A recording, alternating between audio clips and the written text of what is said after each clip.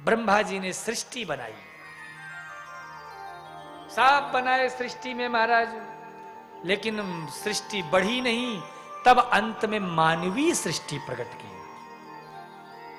Sir के 2 भाग को किया तो वह पुरुष बने, और सर के 2 भागों को जो दक्षिण भाग है उससे स्त्री का निर्माण हुआ।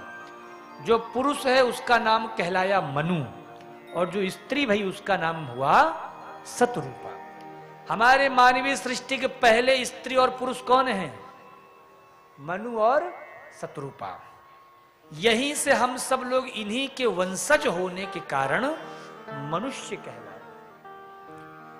व्याकरण की दृष्टि से जब 6वीं विभक्ति लगती है तो वहां पर महाराज सा धातु का प्रयोग होता है। तो मनु के साथ मनुष्य जब पड़ गया तो साथ, तो मनु के हम सब साथ हुए, मनु के वंशज हुए, इसलिए हम सब मनुष्य कहलाए। तो हम जो ये मनुष्य हैं, मानवीय देह धर करके संसार में जन्म लिए, इन्हीं के कारण।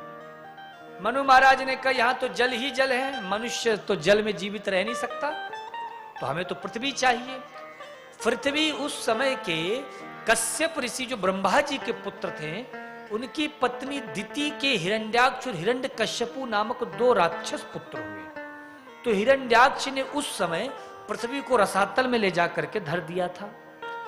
तो भगवान उस समय 12 रूप धरे, और 12 रूप धर करके पृथ्वी को लेकर रसातल से समुद्र के ऊपर स्थापित किया, और हिरण्याक्ष को एक जोर का मुक्का मारा कि हिरण्याक्ष का राम नाम सत्य हो गया। भगवान ने हिरण्याक्ष को तो मार दिया। बोलो राधे राधे, और जोर से बोलो। उसके पश्चात अब मानवीय सृष्टि बनी। प्रियव्रतोत्तान पादौ सतरूपा पते सुतौ वासुदेवस्य कलयाम रक्षायाम जगत स्थितौ। प्रियव्रत और उत्तानपाद नाम के 2 पुत्र हैं। आकुति, प्रसूति और देवहूति नाम की 3 कन्याएं हुई। यह तीनों कन्याएं आकुति, प्रसूति और देवहूति मनु महाराज की पुत्री हैं, और प्रियव्रत और उत्तानपाद नाम के 2 पुत्र हैं। इनमें से जो सबसे बड़ी है आकुति, इनका विवाह हुआ रुचि प्रजापति के साथ में, जिनके यहां जन्म हुआ भगवान यज्ञ का, और जिनकी पत्नी बनी दक्षिणा। दूसरे हैं प्रसूति, जिनका विवाह हुआ दक्ष प्रजापति से, जिनके यहां महाराज 64 कन्याओं का जन्म हुआ। सबसे छोटी का नाम हुआ सती, और सती का विवाह हुआ भगवान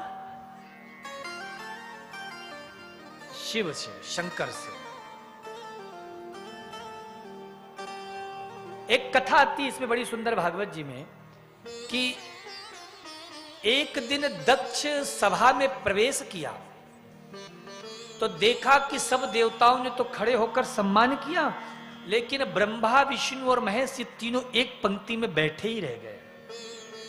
दक्ष ने कहा ये तो पिताजी हैं ब्रह्मा जी, तो कुछ नहीं, विष्णु जी तो हमारे इष्ट देवता हैं, कोई बात नहीं, लेकिन ये तो हमारा दामाद है, पुत्र के समान है, पुत्र है, इसको खड़े होकर हमारा सम्मान करना था कि नहीं करना था? तो फिर क्यों नहीं किया? तो यह सोच करके महाराज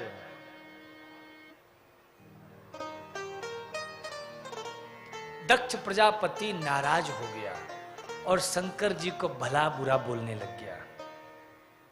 अरे राम राम राम, देखो तो सही मेरी मति कैसे मारी गई। कहां पिताजी की बातों में आकर मैंने अपने फूल सी बेटी इस नंग धड़ंग को इस बावली पुरुष के साथ ब्याह दिया। अरे राम राम, अरे अपनी बेटी क्या दे दी, अपनी असलियत ही भूल गया। कम से कम खड़े होकर सम्मान करना चाहिए, भूत प्रेतों के साथ रहने वाला ये है? बड़ी महाराज अनर्गल शब्दों का प्रलाप किया। बोलो राधे राधे। शंकर जी कुछ नहीं बोले, चुपचाप बैठे थे।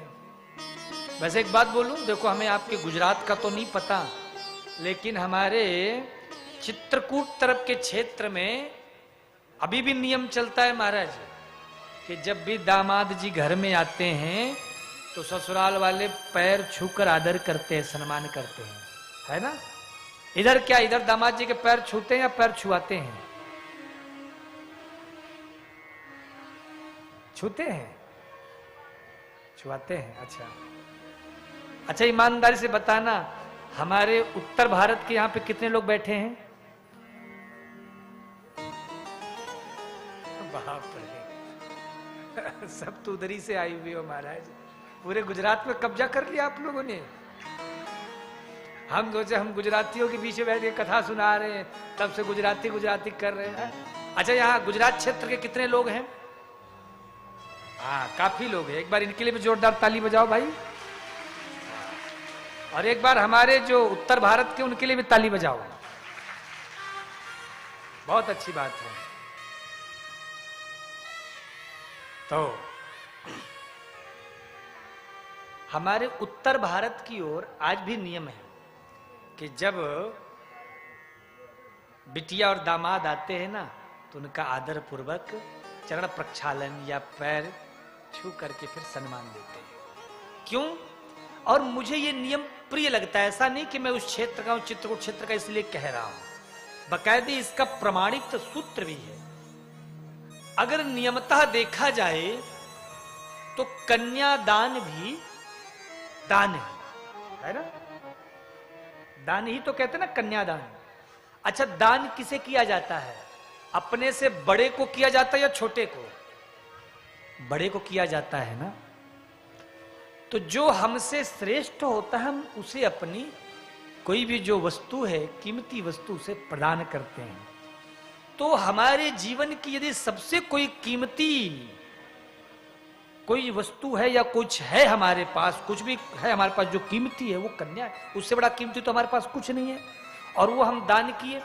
जब पाणी ग्रहण संस्कार होता तो आप देखते होंगे हर जगह का नियम है, चाहे वो कोई सा भी ब्याह हो, चाहे वो बंगाली हो, मराठी हो, तमिल हो, तेलुगु हो, गुजराती हो, जो भी ब्याह हो, उस समय कन्यादान के समय माता पिता कन्या के पैर छू करके कन्यादान करते हैं। तो जब हम